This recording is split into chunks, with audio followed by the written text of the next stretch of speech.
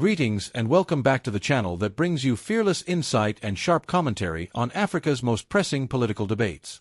If you're joining us for the first time, don't forget to hit that subscribe button and turn on the notification bell, because here we tell it like it is, raw, real, and without filters. Today, we shift our gaze to West Africa, where the political temperature is rising once again in Côte d'Ivoire. At the center of this growing debate is one man, President Alassane Ouattara. But more controversial than whether he should run again is the reason some people want him to, and according to one analyst, it has little to do with national interest and everything to do with personal privilege. As the political class begins to posture ahead of the 2025 presidential elections, the question of Ouattara's possible candidacy has returned to dominate headlines. Despite being in power since 2011, and despite earlier suggesting he would step aside for a new generation of leaders, Ouattara's name keeps resurfacing.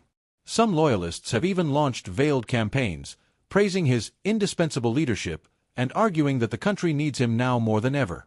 But behind the glowing praise and grand rhetoric lies a deeper motive, says a leading Ivorian political analyst. According to this analyst, those pushing for Ouattara to stay in power are not doing it out of patriotic duty or concern for stability. They are doing it to protect their own status, influence, and access to power. It's not about continuity for the sake of the nation. It's about continuity for the sake of contracts, government appointments, political immunity, and unchecked wealth. In short, it's about privilege. This argument is not without merit. Ouattara's long rule has helped build a powerful political elite, individuals and groups who have grown rich and influential under his administration. For them, a change in leadership represents more than a political shift. It's a potential threat to their entire way of life. A new president, even one from the same party, could mean the loss of lucrative government positions, the exposure of hidden deals, or the implementation of reforms that would close the tap on corruption and favoritism. And so, the campaign for Ouattara to run again is wrapped in the familiar language of experience, peace, and economic stability.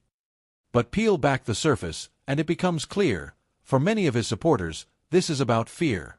Fear of being left out. Fear of accountability. Fear that a new leader might not play by the same rules. The analyst boldly stated that the very idea of another Ouattara term is being driven less by democratic necessity and more by the fear of losing undeserved benefits. The Ivorian public, meanwhile, watches with a mixture of exhaustion and skepticism. Many young people, especially, feel disconnected from a political process that seems to recycle the same faces and ignore the real issues they face: unemployment, inequality, education, and a lack of opportunity. For them, another Ouattara candidacy could be a symbol of political stagnation rather than stability. Whether Ouattara will eventually announce his candidacy remains to be seen.